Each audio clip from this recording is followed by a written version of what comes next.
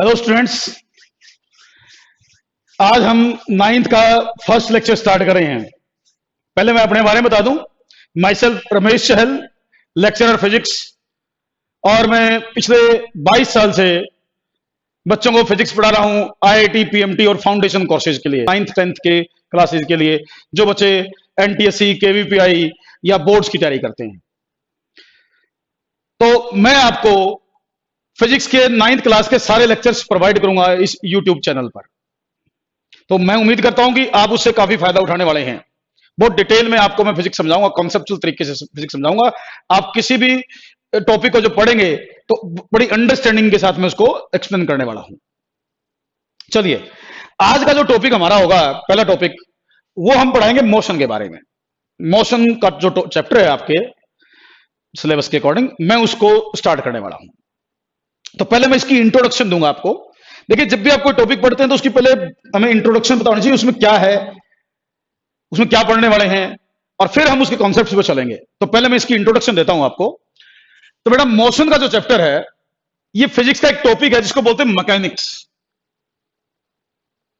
Mechanics के under आता है। मैकेनिक्स के अंडर फिजिक्स के कई सारे टॉपिक हैं। जैसे मैकेनिक्स एक टॉपिक है बेटे, हीट, थर्मोडायनेमिक्स, ऐसे ही current electricity, magnetism, optics, modern physics, इस तरीके से बहुत सारी अलग अलग ब्रांचेज हैं फिजिक्स की। उनमें से फिजिक्स की एक ब्रांच या एक टॉपिक का नाम है मैकेनिक्स। तो मोशन का जो चैप्टर है वो मैकेनिक्स के अंडर बोला जाता है। बहुत सारे बच्चों को पता ही नहीं होता कि हम क्या पढ़ रहे हैं, वो बोलते हैं मोशन पढ़ रहे हैं। मैं कहता हूं, आप पहले ये बताइए कि मोशन क्या है। मोशन तो एक टॉपिक है जो मैकेनिक्स, फिजिक्स की ब्रांच है, उसके अंडर आता है, मैकेनिक्स के अंडर आता है। तो मैकेनिक्स पे पूछते हैं, मैकेनिक्स कौन सी ब्रांच है फिजिक्स की? बेटा, आप कहते हैं मैकेनिक्स वो ब्रांच है फिजिक्स की जिसके अंडर हम ऑब्जेक्ट्स के बारे में पढ़ते हैं जब ऑब्जेक्ट्स मोशन में हो। मोशन के बारे में स्टडी करना ही मैकेनिक्स कहलाता है। ठीक, मोशन के बारे में, मोशन से रिलेटेड कॉन्सेप्ट्स के बारे में स्टडी करते हैं तो हम ये कहते हैं फिजिक्स की लैंग्वेज में कि हम मैकेनिक्स स्टडी कर रहे हैं। ठीक, और मैकेनिक्स के भी कई सारे सब टॉपिक हैं। 3 सब टॉपिक हैं मैकेनिक्स के भी, 3 सब टॉपिक हैं। एक टॉपिक का नाम है स्टैटिक्स, स्टैटिक्स। एक का नाम है काइनेमेटिक्स, काइनेमेटिक्स। एक का नाम है डायनेमिक्स। जैसे मैंने कहा ना, हम बेसिक पहले इंट्रोडक्शन देंगे आपको, फिर डिटेल में बढ़ाएंगे आपको। तो ये मोशन किसी अंडर है? मैकेनिक्स। मैकेनिक्स की 3 सब ब्रांचेज कौन सी? Statics, kinematics, dynamics. स्टैटिक्स वो सब टॉपिक है मैकेनिक्स का जिसके अंडर जब तक ऑब्जेक्ट रेस्ट में होता है उसके बारे में पढ़ते हैं। जब तक ऑब्जेक्ट रेस्ट में हो उसके बारे में जब स्टडी करते हैं तो हम कहते हैं स्टैटिक्स को स्टडी कर रहे हैं, स्टैटिक्स को। ये तो रेस्ट वाली बात होगी। एक है काइनेमेटिक्स। बेटा, अगर कोई ऑब्जेक्ट मोशन में है तो हम उसकी मोशन के बारे में स्टडी करते हैं। मतलब उसने कितना डिस्टेंस कवर किया, क्या उसका डिस्प्लेसमेंट था, क्या उसकी स्पीड है, क्या उसकी वेलोसिटी है, सब चीजें डिस्कस करते हैं। लेकिन हम कॉज ऑफ मोशन को कंसिडर नहीं करते। मतलब क्या? काइनेमेटिक्स के बारे में जब आप पढ़ते हैं तो हम ये कहेंगे कि हम मोशन तो स्टडी करेंगे, बट मोशन किसने प्रोड्यूस की, क्यों की, वो जो कॉज है मोशन का, उसको स्टडी नहीं करेंगे अंडर काइनेमेटिक्स। और बेटा, हमारा जो ये टॉपिक है ना, बेसिकली ये काइनेमेटिक्स के अंडर आता है, काइनेमेटिक्स के अंडर आता है। मैकेनिक्स का टॉपिक है बट मैकेनिक्स में भी सब ब्रांचेज है, तो ये काइनेमेटिक्स के अंडर स्टडी किया जाता है। तीसरी बात आती है डायनेमिक्स की। डायनेमिक्स क्या है? बेटा, डायनेमिक्स भी मैकेनिक्स का ही टॉपिक है। इसके अंडर भी आप मोशन के बारे में स्टडी करते हैं, डायनेमिक्स के अंडर भी। लेकिन डायनेमिक्स में जब स्टडी करते हैं तो मोशन को भी स्टडी करेंगे और कॉज ऑफ मोशन को भी स्टडी करेंगे। मोशन के बारे में पढ़ेंगे और कॉज ऑफ मोशन के बारे में पढ़ेंगे अंडर डायनेमिक्स। तो ये हमारा अगला टॉपिक जो फोर्स वाला चैप्टर है वो इसके अंडर आएगा। अब पहला टॉपिक हमारा काइनेमेटिक्स के अंडर आता है। अगर आप अपने आप को थोड़ा सा फिजिक्स की लैंग्वेज में बताना चाहते हैं किसी चीज को, तो कोई आपसे पूछेगी ये टॉपिक कौन सा है, आप कहेंगे हम मैकेनिक्स पढ़ रहे हैं। फिर बोलेंगे मैकेनिक्स में क्या पढ़ रहे हो, हम कहेंगे काइनेमेटिक्स पढ़ रहे हैं। फिर कोई पूछे काइनेमेटिक्स में क्या पढ़ रहे हो, फिर कहेंगे मोशन पढ़ रहे हैं। तो मोशन तो तीसरे नंबर पे आया जाके। लेकिन कुछ बच्चे सीधा बोलते हैं मोशन का टॉपिक है जी। कॉन्सेप्ट्स क्लियर करो, मैं कह रहा हूं कॉन्सेप्चुअली चीजों को पढ़ो। तो हम काइनेमेटिक्स का टॉपिक पढ़ रहे हैं, उसका नाम है मोशन। बेटा, अब मैं आपको कुछ डेफिनेशंस बताऊंगा, कुछ पॉइंट्स एक्सप्लेन करूंगा। वो देखो, जैसे हम कई बार बोलेंगे कि एक बॉडी रेस्ट में है, कभी हम कह सकते हैं कि बॉडी मोशन में है। तो आपको यह पता होना चाहिए कब किसी बॉडी को रेस्ट में कहा जाता है, कब किसी बॉडी को मोशन में कहा जाता है। बेटा किसी भी बॉडी को रेस्ट में बोलना है या मोशन में बोलना है तो उससे पहले हमें एक फ्रेम ऑफ रेफरेंस चूज करना पड़ता है। फ्रेम ऑफ रेफरेंस, तो फ्रेम ऑफ रेफरेंस आप चूज करेंगे, फ्रेम ऑफ रेफरेंस। फिर आप बताएंगे बॉडी रेस्ट में है या मोशन में है। तो बहुत सारे बच्चों को ये नहीं पता होगा कि फ्रेम ऑफ रेफरेंस का मीनिंग क्या है। तो पहले मैं बता देता हूं फ्रेम ऑफ रेफरेंस का मीनिंग क्या है, छोटा सा एग्जांपल लेके। जैसे मान लो एक आदमी चल रहा है, यहां एक बिल्डिंग है, यहां एक बिल्डिंग है, यहां एक ट्री है, कोई मान लीजिए एक ट्री है, ये आदमी चल रहा है। आपने इस आदमी के बारे में बताना है ये कहां है। तो मान लीजिए मैं इस आदमी को इस बिल्डिंग से कंपेयर करता हूं, मैं इस आदमी को इस बिल्डिंग से कंपेयर करता हूं, तो मैं ये कहूंगा कि यह आदमी बिल्डिंग से राइट साइड में है। अगर मेरे से कोई इस आदमी की पोजीशन पूछेगा विद रिस्पेक्ट टू बिल्डिंग, तो मैं कहूंगा यह आदमी इस बिल्डिंग से राइट साइड में है। लेकिन अगर कोई मेरे से इस आदमी की पोजीशन पूछेगा इस ट्री के कंपैरिजन में, तो मैं कहूंगा कि यह आदमी इस ट्री से लेफ्ट साइड में है। इस ट्री के कंपैरिजन में पूछेगा तो मैं लेफ्ट में बोलूंगा, बिल्डिंग से पूछेगा तो मैं राइट में बोलूंगा। तो अगर मैं इस आदमी को इस बिल्डिंग से कंपेयर करता हूं तो इस बिल्डिंग को बोलेंगे हम फ्रेम ऑफ रेफरेंस। ये बिल्डिंग हमारी फ्रेम ऑफ रेफरेंस है। अगर मैं इस आदमी को ट्री से कंपेयर करता हूं तो ट्री फ्रेम ऑफ रेफरेंस हुआ।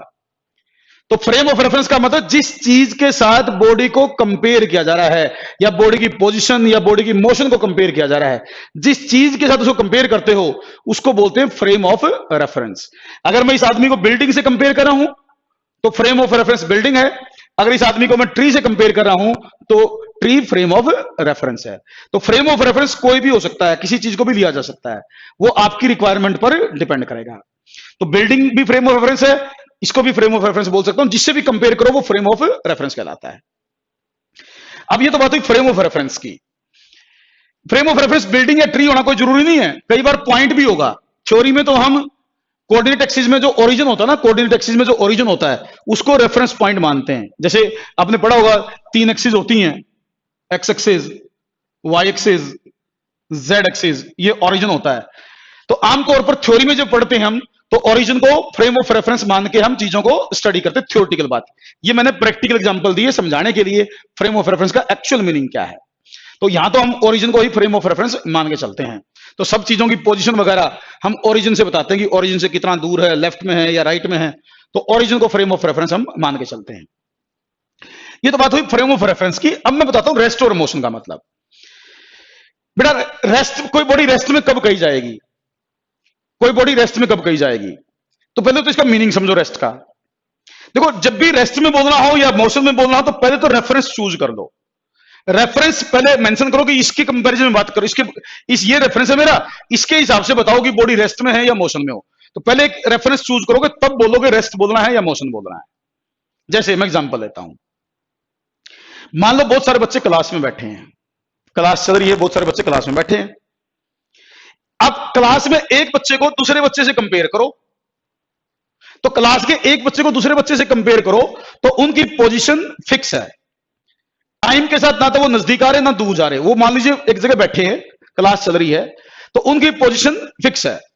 तो एक बच्चे की पोजीशन दूसरे बच्चे के कंपैरिजन में अगर देखा जाए तो चेंज नहीं हो रही। तो जब एक बॉडी की position with respect to reference change ना हो तो हम कहते हैं कि वो बॉडी रेस्ट में है। मतलब क्या? If the position of the body, क्या बोल रहा हूं मैं, if the position of the body does not changes with time with respect to frame of reference। पूरी बात सुनना और सारी चीज नोट करना, बड़े कंसेप्चुअल तरीके से बता रहा हूं बात को मैं। If position of the body does not changes with time with respect to frame of reference then body is said to be in rest। तो यहां एक बच्चा ऑब्जेक्ट था, दूसरा बच्चा फ्रेम ऑफ रेफरेंस था। एक बच्चे को दूसरे से कंपेयर किया, तो जो जिससे कंपेयर किया वो बच्चा फ्रेम ऑफ रेफरेंस है, जिसको किया गया कंपेयर वो ऑब्जेक्ट है। तो ऑब्जेक्ट की पोजीशन फ्रेम के कंपैरिजन में चेंज नहीं हुई तो हम कहेंगे वो रेस्ट में है। तो एक दूसरे को फ्रेम और ऑब्जेक्ट मान के आप स्टडी करो, क्लास के बच्चों की बात कर रहा हूं, एग्जांपल उस तरीके से दिया मैंने, तो वो होगा रेस्ट वाली कंडीशन बन गई। फिर बात आती है मोशन में, किसे कहते हैं मोशन में। जैसे अब मैं रेफरेंस बदल देता हूं, जैसे मान लीजिए आप सभी बच्चे क्लास में बैठे हैं और आपको मैं कंपेयर करूं सन के साथ, सन को मैं फ्रेम ऑफ रेफरेंस मान लेता हूं सन को। तो सबको पता है कि सन के चारों तरफ अर्थ रोटेट करती है, अर्थ रेस्ट में नहीं है, अर्थ रोटेट करिए अराउंड सन। तो अगर अर्थ रोटेट करी तो आप भी रोटेट कर रहे हो सन के चारों तरफ। अगर आप रोटेट कर रहे हो तो सन के कंपैरिजन में आपकी पोजीशन लगातार चेंज होगी, सन के कंपैरिजन में आपकी पोजीशन लगातार चेंज होगी। आज कुछ आज है पर्टिकुलर पोजीशन, कल कुछ अलग होगी, 4 दिन के बाद अलग, 10 दिन के बाद अलग। तो अगर मैं सन को फ्रेम ऑफ रेफरेंस मान लूं तो जो बच्चे क्लास में बैठे हैं उनको सन से कंपेयर किया जाए तो उन बच्चों को बोला जाएगा कि with respect to sun these are in motion. Sun के कंपैरिजन में वो मोशन में है, बट आपस में कंपेयर किया जाए तो वो रेस्ट में है। तो पहली बात तो ये दिमाग में बिठा लो, रेस्ट या मोशन बोलना हो तो पहले रेफरेंस मेंशन करना जरूरी होता है। किसके साथ कंपैरिजन करके आप रेस्ट में बोल रहे हो, किसके साथ कंपैरिजन करके आप मोशन में बोल रहे हो, वो बताना जरूरी है। क्योंकि एक ही टाइम पर सेम बॉडी किसी एक रेफरेंस के कंपैरिजन में रेस्ट में बोली जा सकती है, वही बॉडी उसी टाइम किसी दूसरे रेफरेंस के कंपैरिजन में मोशन में बोली जा सकती है। जैसे बच्चे आपस में कंपेयर करो तो रेस्ट में बोले जाएंगे, सन से कंपेयर करो तो उसी टाइम वो मोशन में बोले जाएंगे। क्लियर बात मेरे ख्याल से। तो इसको कई बार हम यूं कहते हैं, रेस्ट और मोशन रिलेटिव टर्म्स हैं, एब्सोल्यूट टर्म नहीं है। Rest and motion are relative terms, these are not absolute terms. मतलब क्या है कि रेस्ट और मोशन इस बात पर डिपेंड करेगा कि बॉडी को कंपेयर किससे किया गया है, बॉडी को कंपेयर किससे किया गया उस पर डिपेंड करेगा कि बॉडी को रेस्ट में बोलना है या बॉडी को मोशन में बोलना है। तो इसलिए हम कहते हैं these are relative terms not absolute terms. मेरे ख्याल से ये कंसेप्ट क्लियर होगा कि रेस्ट का मतलब क्या है, मोशन का मतलब क्या है। इसके बाद मैं बात करता हूं पॉइंट ऑब्जेक्ट की। पॉइंट ऑब्जेक्ट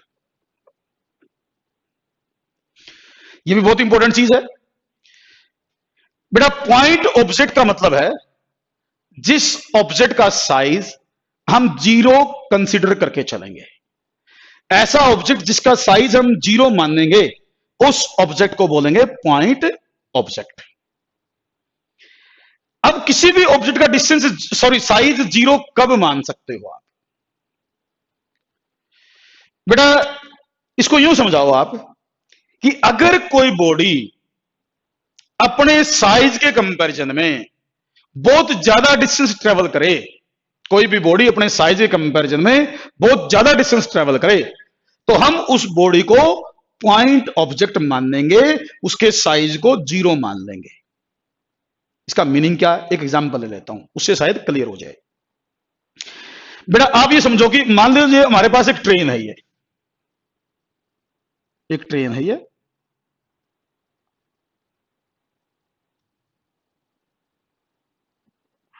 मान लो इस ट्रेन की लंबाई 100 मीटर है, इसकी लंबाई है 100 मीटर,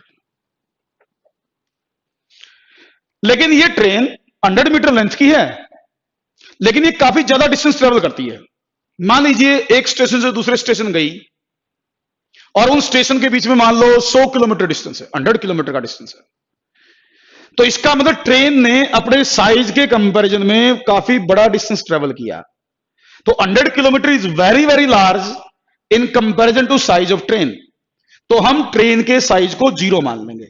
हम जब ट्रेन को, ये तो समझाने के लिए मैंने दिखाया, वरना जब इसकी कैलकुलेशन करनी होगी, हमें फिजिक्स में न्यूमेरिकल वगैरह सोल्व करने होंगे, तो हम क्या कह देंगे कि ट्रेन को दिखाएंगे कि ट्रेन मान लो किसी टाइम ए पॉइंट पर है, फिर ट्रेन बी पॉइंट पर चली गई, तो ट्रेन को पॉइंट से रिप्रेजेंट कर देंगे। इसकी जो 100 मीटर लंबाई है इसको कंसीडर ही नहीं करेंगे, एक पॉइंट के द्वारा रिप्रेजेंट कर देंगे, क्योंकि साइज बहुत छोटा है, डिस्टेंस ट्रेवल्ड काफी बड़ा है। तो इस तरह की जहां भी सिचुएशन आएंगी वहां हम ऑब्जेक्ट को मानेंगे पॉइंट ऑब्जेक्ट। अब बच्चे के दिमाग में कंफ्यूजन आएगा कि भाई कब तो वो डिस्टेंस बड़ा माना जाए, कब छोटा माना जाए, या कब साइज नेग्लेक्ट करना, कब नेग्लेक्ट नहीं करना। उसके बारे में एक जनरल बात बता देता हूं बेटा। अगर किसी क्वेश्चन में बॉडी की लंबाई चौड़ाई दे रखी हो, कार हो, ट्रेन हो, बस हो, उसकी लेंथ वगैरह मेंशन कर रखी हो, तो सोच लेना कि आपको उसकी लेंथ के को कंसिडर करना पड़ सकता है। अगर लेंथ मेंशन करके 100 मीटर, 10 मीटर, 5 मीटर ऐसा कुछ दिया हो, तो इसका मतलब क्वेश्चन में कहीं ना कहीं लेंथ कंसिडर करनी तब दिया उसने। 99.9% केसेस में, 99.9% बोला मैंने, ध्यान रखना, आपको बॉडी का साइज दिया ही नहीं मिलेगा, ना उसकी लेंथ वेंथ कुछ दी नहीं मिलेगी, क्योंकि 9th लेवल पर, 9th 10th 11th 12th में भी इवन मैक्सिमम जो केसेस होते हैं, वहां सब जगह हम ऑब्जेक्ट को पॉइंट ऑब्जेक्ट ही मानते हैं। अंडरस्टूड है कि ज्यादा सोचने की जरूरत ही नहीं है, बस ना मतलब डायग्राम में दिखा तो देंगे ये ट्रेन है, ये बस है, बट उसको दिखाएंगे पॉइंट के द्वारा, उसके साइज को कंसिडर नहीं करते।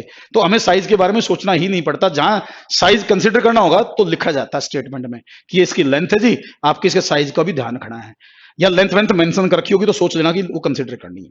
तो इसलिए आपको ज्यादा प्रेशर नहीं रखना, सीधा सोचना कि लेंथ कंसिडर नहीं करनी, हमें तो पॉइंट ऑब्जेक्ट के तौर पर ही ऑब्जेक्ट को ज्यादातर केसेस में स्टडी करना होता है। अब मैं कुछ डेफिनेशन बताता हूं आपको, जो मेन डेफिनेशन इसमें है, जैसे डिस्टेंस। डिस्टेंस देखिए, आमतौर पर इसमें लिखा होगा डिस्टेंस, लेकिन एक्चुअल में ये होता है डिस्टेंस ट्रेवल्ड। क्या होता है ये? Distance travelled by the body. तो आपसे पूछते हैं what is distance travelled by the body, तो बेटा आप कह सकते हैं, डेफिनेशन अगर इसकी बतानी हो तो आप कह सकते हैं the total path length covered by the body, the total path length covered by the body is called distance traveled by the body.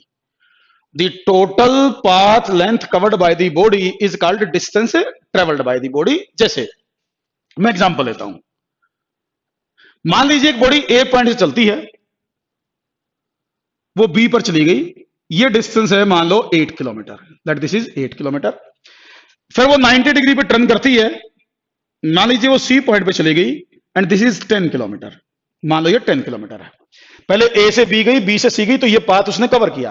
तो आपसे पूछेंगे what is distance travelled, distance travelled बताएं, तो we will write 8 + 10 that will be 18 kilometre.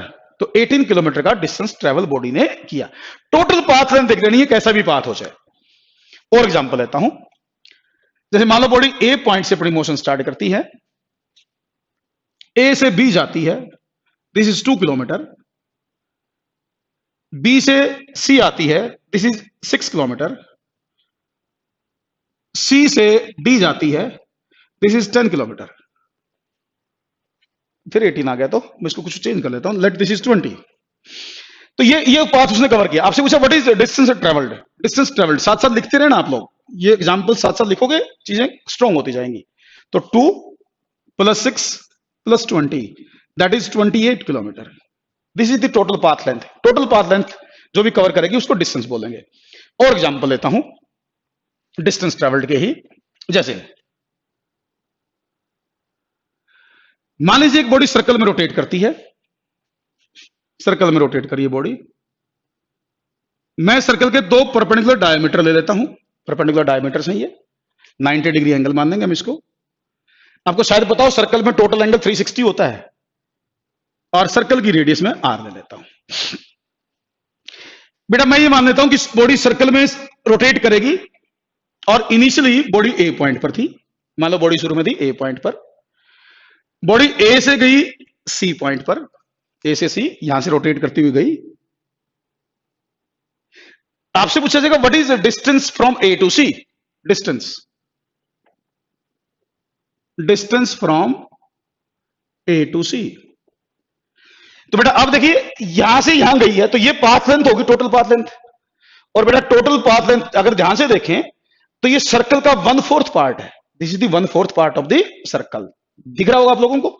तो 1/4 part का मतलब क्या हुआ, 2πr/4, तो ये होगा 5r/2 मीटर। मैं इसकी यूनिट मीटर मान के चलूंगा, तो रेडियस मीटर में ले लेना। तो πr/2 this is the distance travelled by the body from A to C. अगर मान लो बॉडी ए से चली, सी से होती हुई बी पर आई, बी पर आती है बॉडी, तो distance from A to B. अब देखो ए से बी हाफ सर्कल पूरा कर दिया बॉडी ने, कंप्लीट कर दिया उसने हाफ सर्कल, तो वो होगा 2πr, सरकमफ्रेंस होती है /2, तो ये बना पाई आर, ये डिस्टेंस पाई आर बना। मान लीजिए ऐसी बॉडी रोटेट करते हुए वापस ए पर आ जाए तो कोई भी एग्जांपल दे सकते हैं, मैंने ये एग्जांपल्स दिए हैं। मान लो ए पर आ जाए तो distance from A to A, A to A, तो ए टू ए पूरा सर्कल रोटेट कर दिया तो एक सर्कमफ्रेंस के बराबर डिस्टेंस हो गया, तो that will be 2 pi R, ये डिस्टेंस हो गया। तो इस तरीके से आप एग्जांपल देके समझा सकते हैं कि डिस्टेंस क्या होता है। टोटल पाथ लेंथ देखनी है, बॉडी कहां से गई चली और किस रास्ते से पहुंच के फाइनल पॉइंट पे पहुंची है, उसको distance travelled by the body बोला जाएगा। आम रूटीन में डिस्टेंस बोलते हैं, एक्चुअल में ये डिस्टेंस ट्रेवल्ड होता है। This is distance travelled, not distance, ये पॉइंट भी ध्यान रखना है। लेकिन बोला जाता है डिस्टेंस क्योंकि बार बार डिस्टेंस ट्रेवल्ड लिखने में बड़ा हो जाता है। और एक बात डिस्टेंस के बारे में ध्यान रखना कि distance is a scalar quantity, एक स्केलर क्वांटिटी है। डिस्टेंस की कोई डायरेक्शन नहीं होती, डिस्टेंस पोजेस नो डायरेक्शन, कोई डायरेक्शन नहीं है डिस्टेंस की, कोई पर्टिकुलर ये नहीं कि ईस्ट में है, वेस्ट में है, नॉर्थ में, साउथ में, कुछ नहीं, डिस्टेंस की कोई डायरेक्शन नहीं है।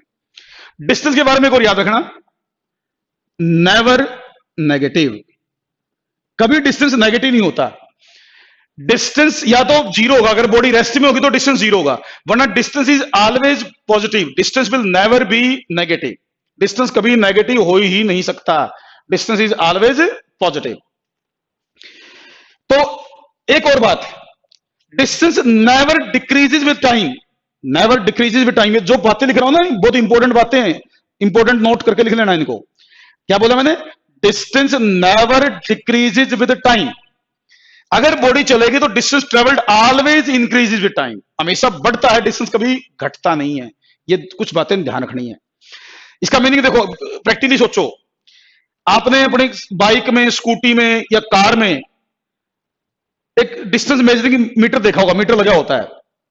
जैसे आप मान लीजिए कहीं बाहर जाते हैं तो उसमें जो रीडिंग होगी ना डिस्टेंस की, देखते जाएंगे आप, लगातार उसमें किलोमीटर्स इंक्रीज करते जाते हैं, लगातार डिस्टेंस उसके इंक्रीज करते जाते हैं। जैसे मान लीजिए आप गए, घर से गए मान लीजिए मार्केट, फिर मार्केट से वापस आए, तो उसके अंदर जो रीडिंग है वो लगातार इंक्रीज करती है, क्योंकि मीटर में रीडिंग आ रही है डिस्टेंस ट्रेवल्ड की, और डिस्टेंस ट्रेवल तो बढ़ ही रहा है। आप मान लीजिए घर से मार्केट गए, लेट वो 2 किलोमीटर है, तो 2 किलोमीटर गए, 2 किलोमीटर आए, तो टोटल डिस्टेंस ट्रेवल्ड 4 किलोमीटर हो गया, तो वो उसको इंक्रीजिंग ही दिखाएगा, कभी डिक्रीजिंग नहीं दिखाएगा। तो डिस्टेंस हमेशा इंक्रीज करता है, कभी डिक्रीज नहीं करता। अच्छा जी, तो ये बात होगी डिस्टेंस की। अच्छा, डिस्टेंस के बारे में कंसेप्चुअल बात बताता हूं। मैंने अभी कहा ना distance never decrease with time. देखो एक बार, मान लो मैंने एक डिस्टेंस का ग्राफ बना दिया, मान लीजिए मैंने एक डिस्टेंस का ग्राफ बना दिया, और मान लीजिए मैंने एक ग्राफ यूं बना दिया, यूं बना दिया, तो आपसे क्वेश्चन पूछा जा सकता है कि ये बताइए ग्राफ ठीक है या गलत है, ठीक है या गलत है, ग्राफ रॉन्ग या करेक्ट। तो मेरे हिसाब से ये ग्राफ रॉन्ग है, दिस ग्राफ इज रॉन्ग। तो दिमाग में क्वेश्चन आया क्यों है ये रॉन्ग?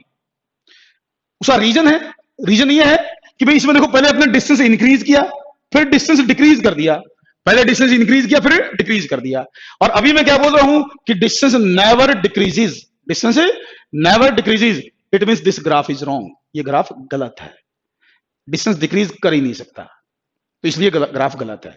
और एक एग्जांपल लेता हूं मैं, जैसे कंसेप्ट क्लियर होंगे तो इस टाइप के क्वेश्चन के जवाब आप दे सकते हो। मान लीजिए मैंने एक डिस्टेंस का ग्राफ बनाया, और मान लीजिए मैंने डिस्टेंस का ग्राफ यूं बना दिया, यूं बना दिया, फिर मैं आपसे पूछूंगा ये बताइए ग्राफ ठीक है या गलत है, तो बेटा फिर आपका जवाब होगा ये ग्राफ रॉन्ग है, ये ग्राफ रॉन्ग है, रॉन्ग ग्राफ। रॉन्ग क्यों है? क्योंकि इसमें आपने इस पोर्शन में डिस्टेंस नेगेटिव दिखा दिया, डिस्टेंस नेगेटिव, क्योंकि यहां पॉजिटिव वैल्यू होगी यहां नेगेटिव, और ये पोर्शन नीचे दिखा रखा है आपने। इसका मतलब आप कहना चाह रहे हैं डिस्टेंस कुछ टाइम तक नेगेटिव था, तो ये बात पॉसिबल नहीं है, इसका मतलब ये पॉसिबल नहीं है, तो ग्राफ रॉन्ग बोला जाएगा। तो ये जो बातें मैंने बोली ना, नेगेटिव नहीं होता, कभी घटता नहीं, ये उससे रिलेटेड है। अगर आपको कंसेप्ट क्लियर है तो आप इन क्वेश्चन के जवाब बड़ी आसानी से दे देंगे। तो ये दोनों ग्राफ रॉन्ग थे, समझ में आया होगा। अब मैं आपको बताऊंगा डिस्प्लेसमेंट के बारे में। डिस्प्लेसमेंट,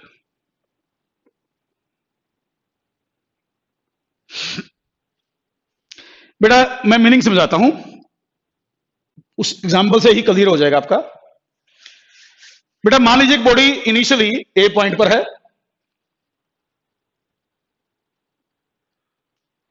वो 8 मीटर का डिस्टेंस ट्रेवल करती है और बी पॉइंट पर चली जाती है, बी पॉइंट पर, ए से बी।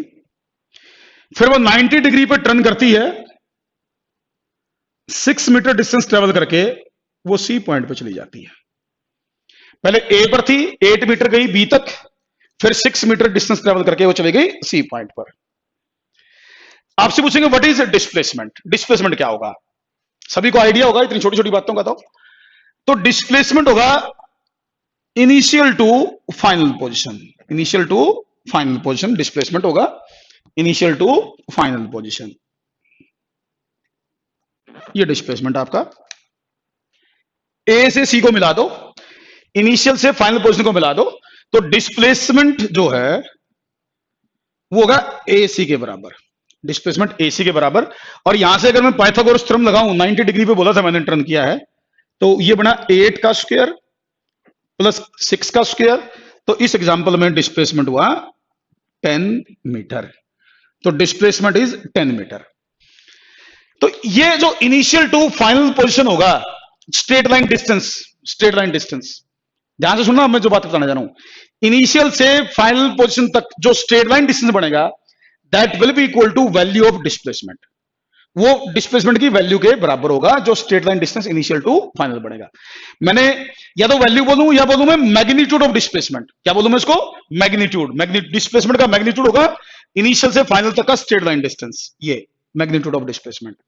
मैं आपको एक बात और बता दूं, जो मैंने ये डिस्प्लेसमेंट के बारे में बताया ना कि straight line distance between initial and final position, ये डेफिनेशन सही नहीं है, ये 9th लेवल पर काम चलाने के लिए है।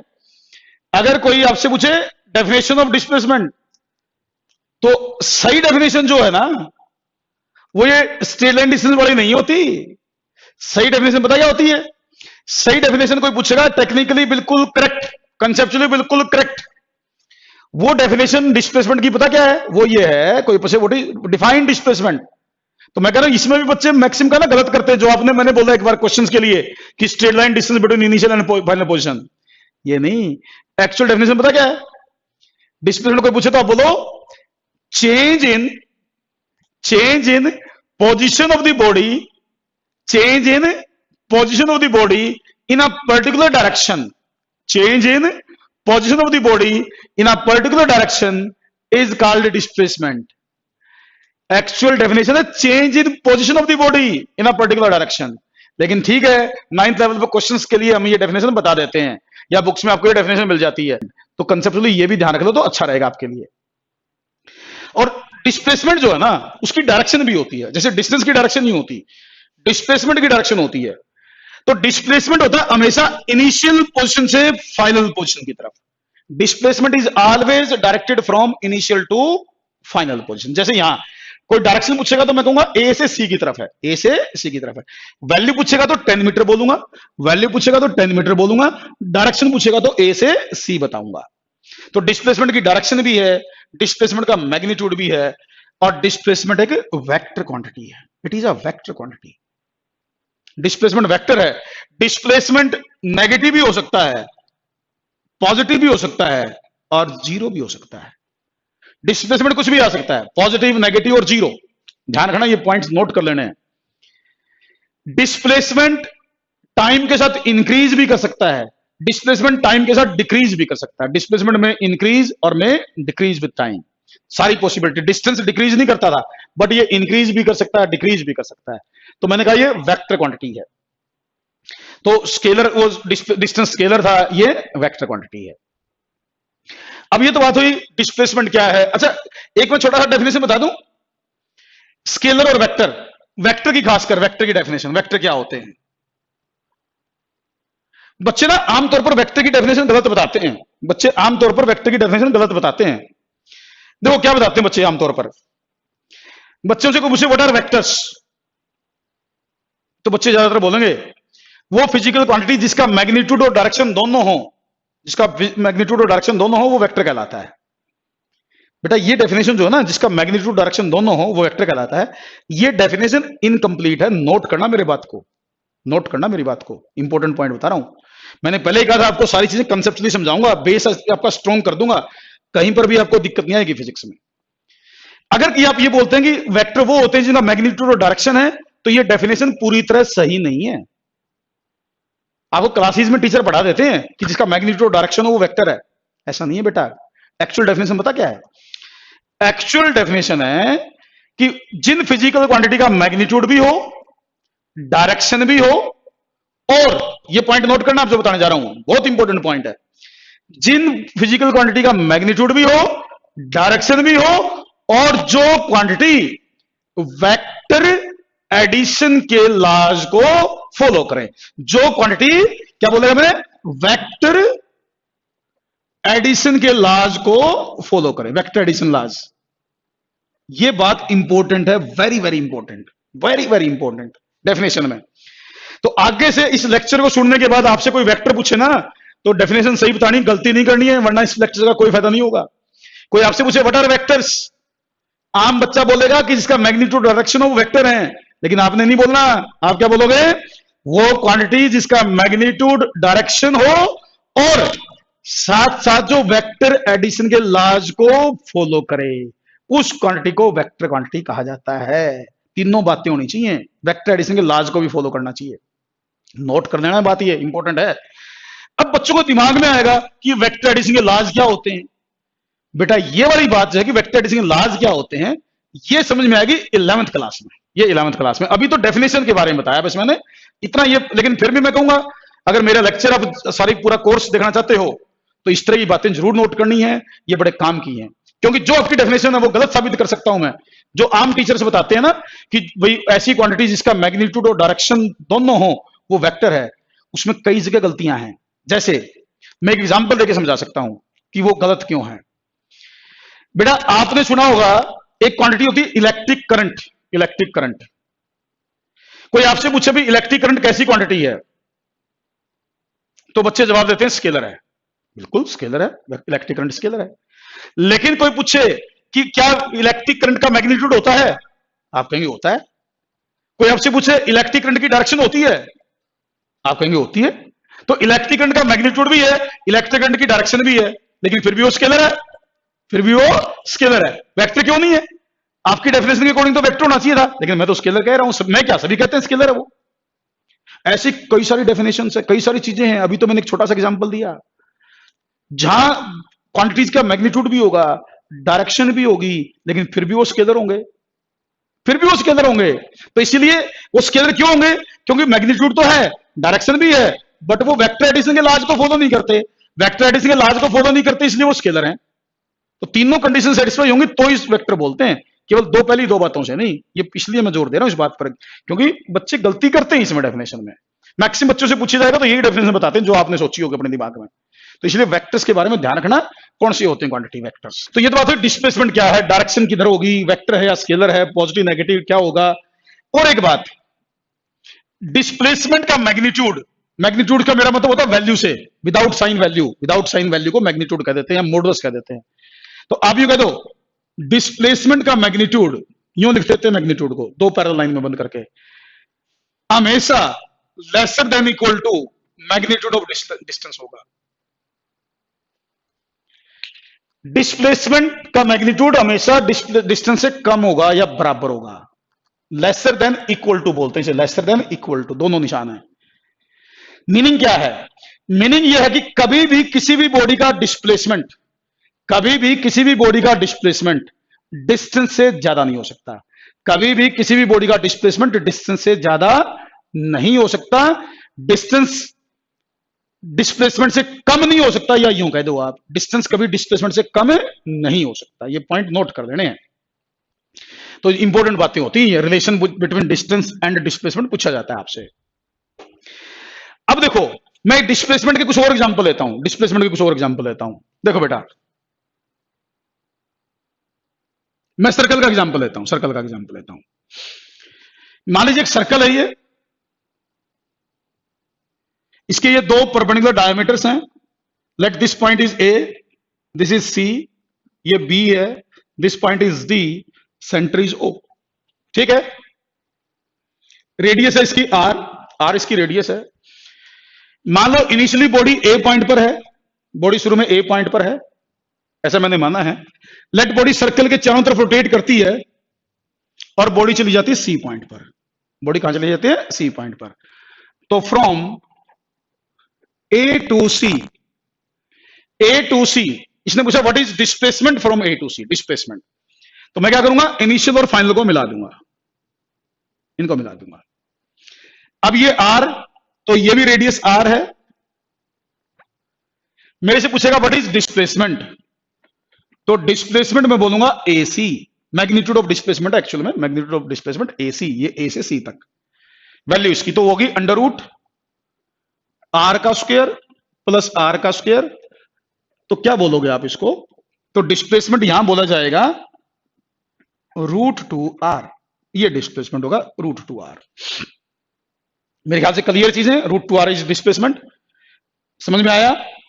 उसके बाद और एग्जांपल लेता हूं इसी में, from A to B, A to B. मान लीजिए बॉडी यहीं से रोटेट करती हुई यहां से और बी पॉइंट पर पहुंच जाती है, यहां पहुंच जाती है। देन हमसे पूछा जाता है व्हाट इज डिस्प्लेसमेंट, तो डिस्प्लेसमेंट ये इनिशियल ये फाइनल, तो ये होगा हमारा displacement, this is displacement, initial to final, initial to final. तो ये आर है, ये कितना है, ये भी आर है, ये तो सीधा ही दिखाई दे रहा है आपको। तो from A to B displacement is two R, displacement two R हो गया। ए से बी तक डिस्प्लेसमेंट टू आर है, समझ में आ रहा है बिल्कुल। Initial to final straight line distance जो है that will be equal to value of displacement. और एग्जांपल लेता हूं, ध्यान से सुनते जाना। From A to D, A to D, A से डी, तो ये यहां से घूमता हुआ यूं आ गया ए टू डी, तो दिस इज द डिस्प्लेसमेंट, ये डिस्प्लेसमेंट है ए टू डी। फिर आप ये इनिशियल ये फाइनल, तो डिस्प्लेसमेंट हुआ ए डी, कितना हुआ देखो ध्यान से, ये आर, ये भी आर, ये भी तो आर है ना, तो ये कितना आया अगेन रूट टू आर, ये भी रूट टू आर है, ये भी रूट टू आर है। लेकिन इसमें क्या था, इसमें डायरेक्शन ए से सी थी, इसमें डायरेक्शन ए से सी थी, इसमें क्या होगी ए से डी, यहां क्या होगी ए से डी। और एक बात, from A to A, from A to A, body मान लो घूम फिर के वापिस ए पर आ जाती है, वापिस ए पर आ गई। अगर बॉडी ए से चल के ए पर आ गई तो displacement is zero, displacement is zero, तो डिस्प्लेसमेंट जीरो हो गया, याद रहेगी बात। तो डिस्प्लेसमेंट इस तरीके से लिखा सकता है, जीरो है ए टू ए पर। तो जब भी कोई बॉडी जहां से चली घूम फिर के वापिस आ जाए, इनिशियल और फाइनल पोजीशन सेम हो, तो डिस्प्लेसमेंट विल बी जीरो।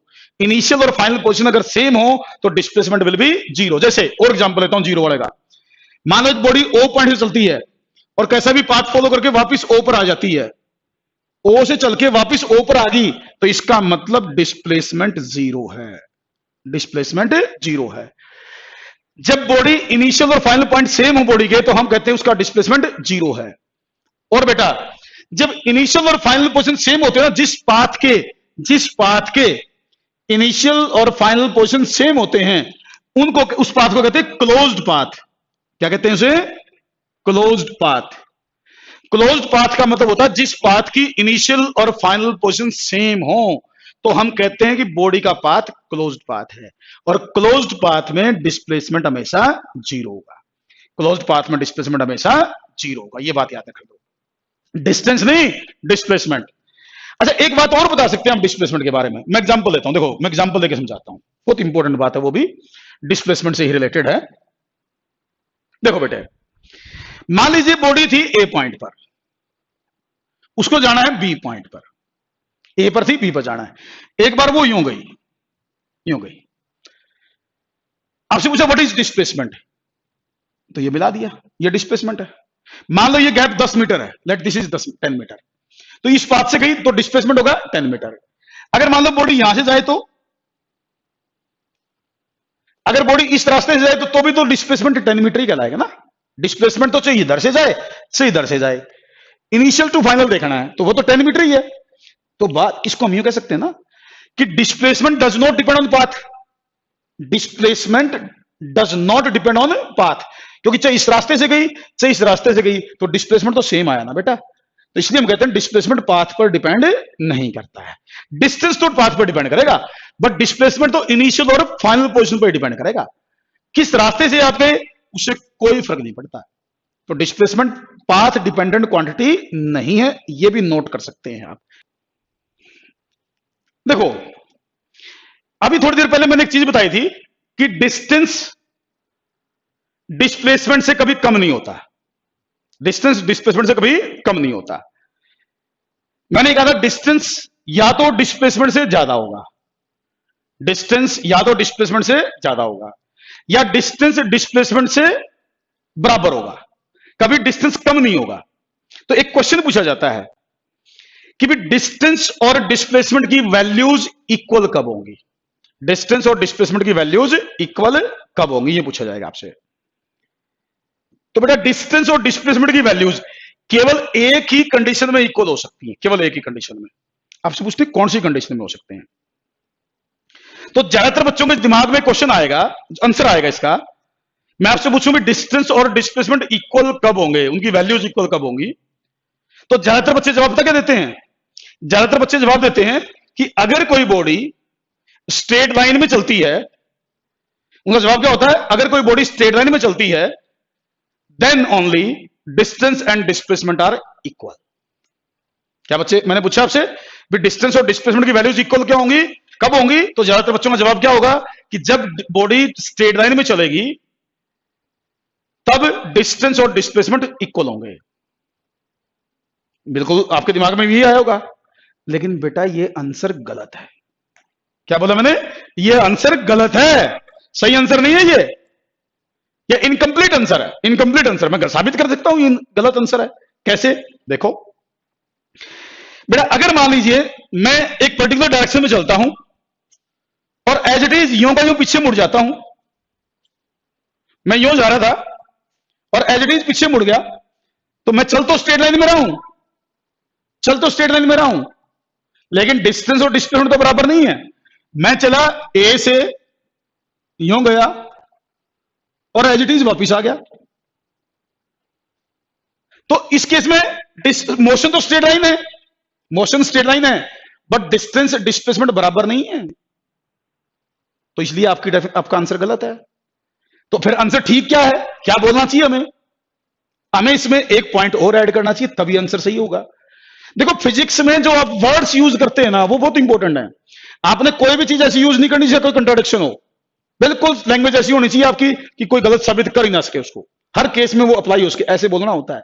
इसलिए मैं कह रहा हूं कंसेप्चुअली पढ़ाऊंगा आपको फिजिक्स पूरी, मजा आएगा आपको पढ़ते वक्त, चीजें सीखेंगे, छोटी छोटी बातें बताऊंगा, लेकिन बड़े काम की हैं जो आमतौर पर बच्चे गलत कर देते हैं, आप नहीं करोगे कभी भी।